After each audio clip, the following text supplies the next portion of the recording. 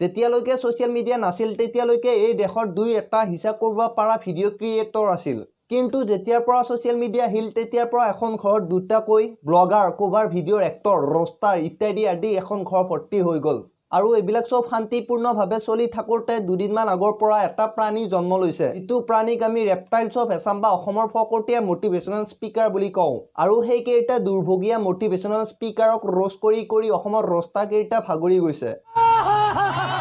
ফকতীয়া motivational speaker বা ৰেপটাইলছ of Assam বুলি ক'লে তোৰ মোৰ মনত অকল চুলিত ৰং কৰি লোৱা গোটেই দেহাটোত টেটু আঁকি লোৱা ল'ৰা মটিভেশ্যনেল স্পিকাৰ কেইটাই মনত আহে কিন্তু এতিয়া অসমত এজনী ছোৱালী মটিভেশ্যনেল স্পিকাৰ ওৰফে ৰেপটাইল শান্তিপূৰ্ণভাৱে জীৱন যাপন কৰি আছে আৰু সেইজনী উচ্ছেদ কৰিবলৈকে এই ভিডিঅ'টো বনাইছো তো চলিয়ে শুৰু কৰতে হে চলো ভাই দেখো আপনি क्या कर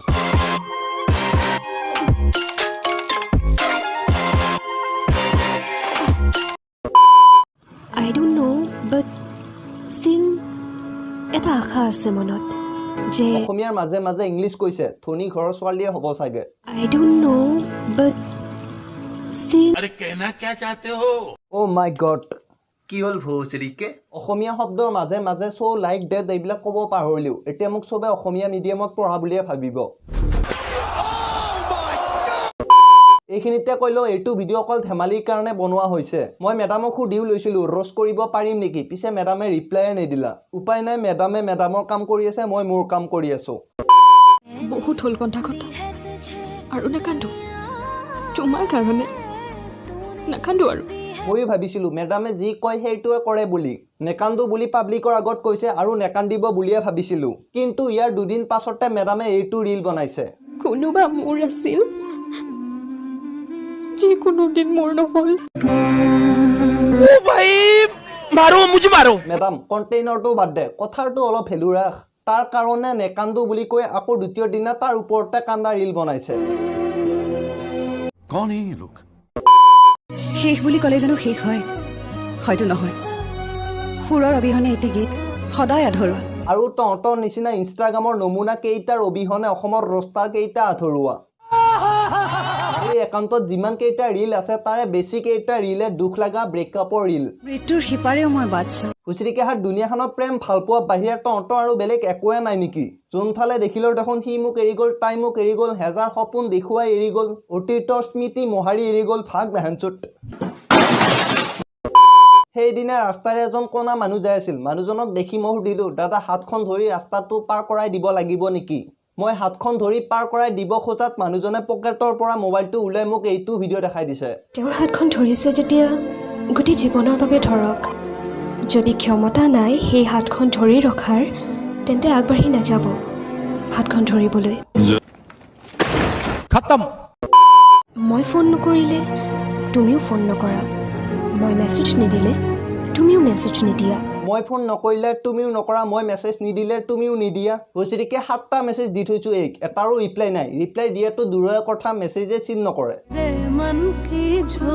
এটা তহঁতে কবি যে এইবিলাক ভিডিঅ' মোৰ কাৰণে বনোৱা নাই এই বিএফৰ কাৰণে বনাইছে বুলি ভাই বিএফৰ লগিয়ে যদি ভিডিঅ'টো বনাইছে তাক পাৰ্চনেলি ভিডিঅ'টো সেন্ড কৰিলে হয় দেখোন এনেকে পাব্লিক প্লেছত ভিডিঅ'টো পোষ্ট কৰি আমাৰ মনবিলাক কিয় ভাঙিব লাগে हम कोई मंदिर का घंटा है कि कोई भी आके बजा जाता है কিন্তু তুমি মোক আন কাৰোবাৰ বাবে এৰিলা আন এজনী ছোৱালীৰ বাবে এৰিলা U ৰিপ্লেচড me how can I forget মোক ক্ষমা কৰিবা তুমি হ'ব মেডাম হ'ব আপোনাক আৰু সি এৰি যোৱা কাহিনী মই শুনবা নৰা হৈ গৈছো যোনে এৰি গৈছে সি এওপা ৰীল দেখি এৰি যোৱা যেন পাই গৈছে मेरे पास कोई अल्फाज नहीं है मुझे माफ कर दे आप लोग सारे मुझे छुट्टी दे दे বেলেগ জায়গাত ব্ৰেকআপ হলে ল'ৰা ছোৱালী ডক্টৰ ইঞ্জিনিয়াৰ হয় আৰু আমাৰ ইয়াত ব্ৰেকআপ হলে 5 দিনৰ পৰা মটিভেশ্যনেল স্পিকাৰ হয় 14-15 বছৰীয়া নিবিকেইটাক প্ৰেমৰ আচল ৰহস্য বুজাবলৈকে গলত মাইকডাল লৈ আহি যায় সৰি মই ভাবিব ধৰিছিলোঁ যে তেওঁ সঁচাকৈ মোক ভাল পাব ধৰিছে এইটো এটা বেমাৰ হয় হা এইটো কোনো ধৰণৰ দাবী ধমকি দি যে মাক দেউতাকে ল'ৰাটোক দাবী ধমকি দিছে কুবাইছে লাভ নাই যেনেকৈ নহওক লভ এইটো বেমাৰ এটা এই আৰু বাকী কেইটা ৰেপটাইলছৰ এটাই পাৰ্থক্য আছে সিহঁতে মোবাইলটো উল্টাই লয় এই মোবাইলটো উল্টাই নলয় তো এইখিনি আছিল ভিডিঅ'টো শেষত এটা কথাই কওঁ প্ৰেম প্ৰীতিৰ বাহিৰে দুনিয়াখনত আৰু বহুত কৰিবলগীয়া কিবা কিবি আছে ইনষ্টা ৰীল বনালে প্ৰেম প্ৰীতিৰ বাহিৰে অলপ বেলেগ কিবা কিবি বনাব লাগে ঘুমে উঠাবে বেলেগ একো নাই দুখ লগা ৰীল প্ৰেমৰ ৰীল জীৱনৰ আচল ৰহস্য বুজোৱা ৰীল আৰু এটা কথা যিখন দেশত চবে প্ৰেম প্ৰীতিৰে ভিডিঅ' বনাই থাকে সেইখন দেশত আনএমপ্লয়মেণ্ট বৃদ্ধি হোৱাটো একো ডাঙৰ কথা নহয় मजा आया তো এইখিনি আছিল ভিডিঅ'টো আকৌ কওক কাকো ডিছৰেছপেক্ট কৰাটো ভিডিঅ'ৰ উদ্দেশ্য নহয় অকল এণ্টাৰটেইনমেণ্টৰ কাৰণে ভিডিঅ'টো বনাইছোঁ যদি ভিডিঅ'টো ভাল লাগিছে প্লিজ লাইক কৰা তো এইখিনি আছিল বাই বাই खत्म bye bye tata goodbye गया